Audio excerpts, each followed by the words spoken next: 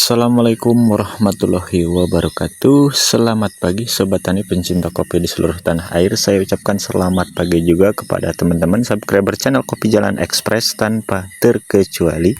Baik Sobat Tani, sebelum kita berbagi sharing tentang seputar tanaman kopinya pada kesempatan pagi hari ini, bertepatan dengan Hari Raya Idul Adha, untuk saya mengucapkan tentunya kepada seluruh subscriber channel Kopi Jalan Express, Sobat Tani dimana saja Anda berada, tentunya Sabang sampai Merauke tanpa terkecuali, saya ucapkan minal aidin wal faizin, mohon maaf lahir dan batin.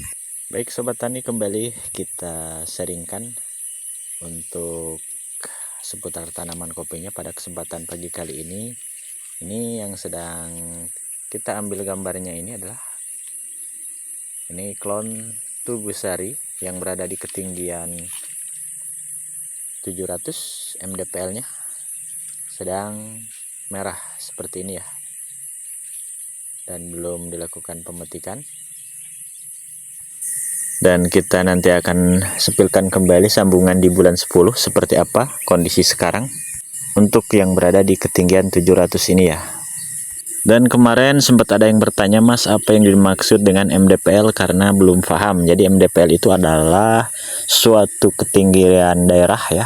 Jadi di daerah Sobat Tani kita itu untuk ketinggian bervariasi tentunya. Ada yang suhu dingin dan suhu panas Sobat Tani. MDPL adalah meter dari air laut ya.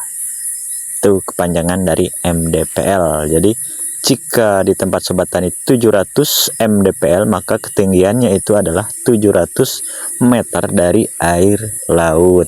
Jadi diukur dari titiknya dari tepian laut hingga ke permukaan. Seperti itu ya Sobat Tani tentang arti dari MDPL.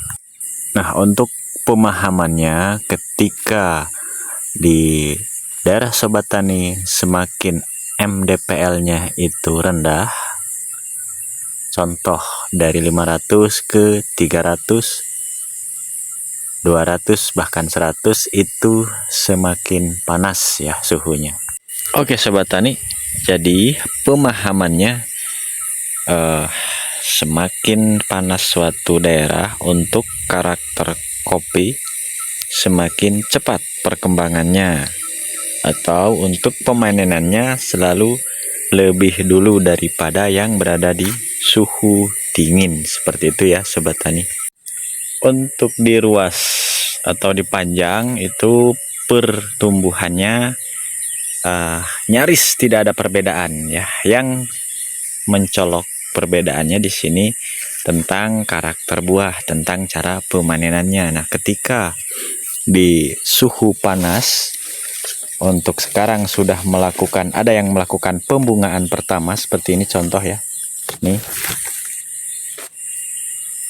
sudah melakukan pembungaan pertama atau generatif awal, dan akan terjadi pembungaan kedua nanti di bulan 7 akhir, dan sekarang posisinya di bulan 6 awal. Ini sudah ada yang melakukan pembungaan untuk di suhu panas, sedangkan yang berada di suhu dingin belum ya, belum melakukan pembungaan. Nah, nanti akan melakukan pembungaan awal berbarengan dengan pembungaan kedua di suhu panas. Seperti itu ya Sobat Tani. Jadi untuk ruas jumlahnya sama dengan di suhu dingin, akan tetapi untuk pembungaan lebih dahulu, dan untuk nantinya kedepannya untuk pembuahannya pun begitu. Kalau di suhu dingin misalkan masih berada di posisi motoyuyu, maka biasanya untuk yang di suhu panas itu sudah demegan. Makanya untuk pemanenan selalu lebih dulu yang di daerah panas.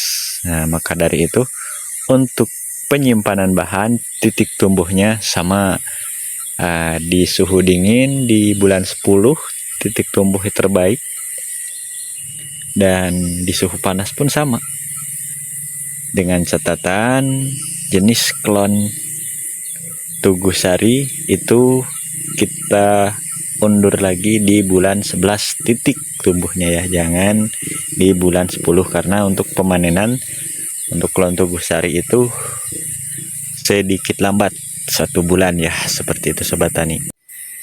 Oke sobat tani, nah ini adalah penyambungan kita di bulan 10, berpotensi untuk pembuahan pertamanya over di tahun 2026 atau full buahnya ya untuk pohon ini. Ini bulan 10 penyambungannya di tahun 2024. Nah, untuk solusi mengatasi pembuahan yang over supaya stabil, maka nanti di bulan 10 kita siap-siap melakukan penyambungan baru. Contoh, nah ini ada tunas air nih di bawahnya. Kita sisakan 1 ya sobat tani, yang lain kita bersihkan.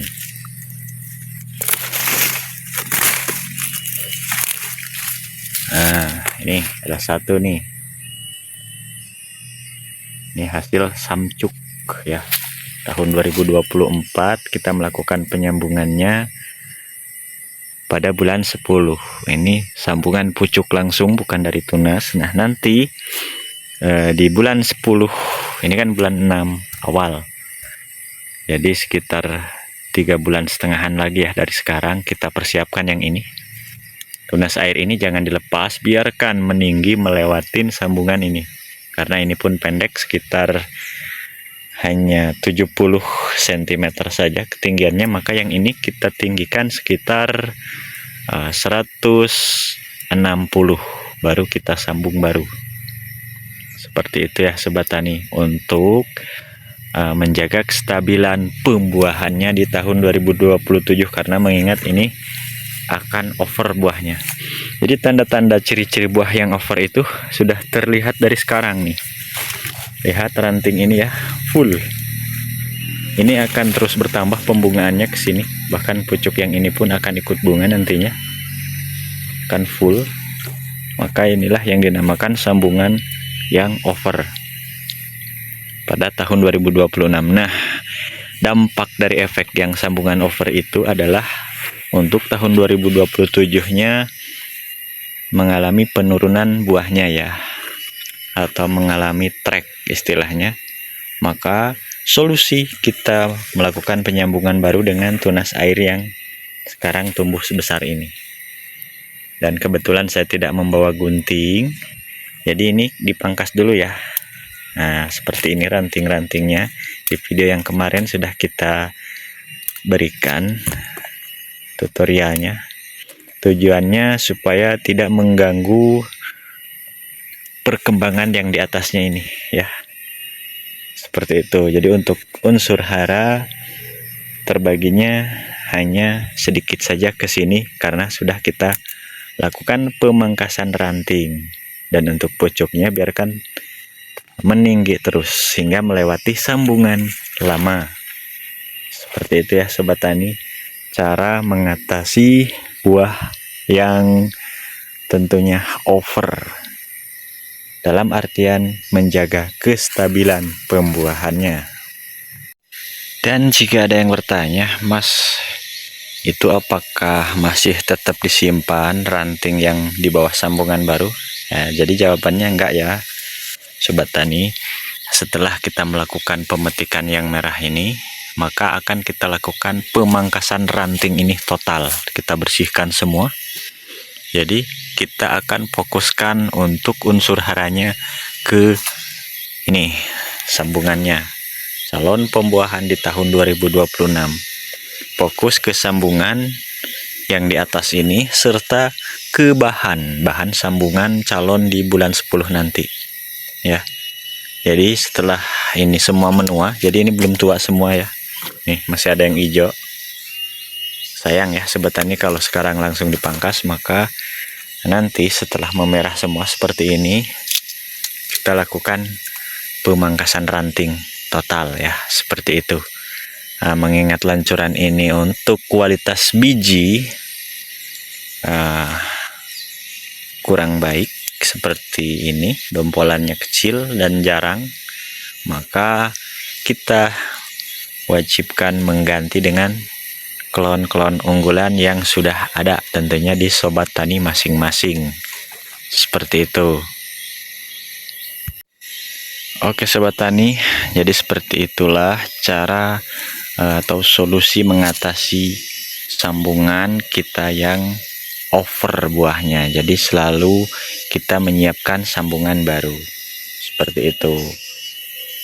Baik sobat tani dan teman-teman, untuk yang masih belum paham ataupun gagal paham, selalu stay tune, selalu ikutin terus channel Kopi Jalan Ekspresnya supaya tidak ketinggalan tentunya update terkininya.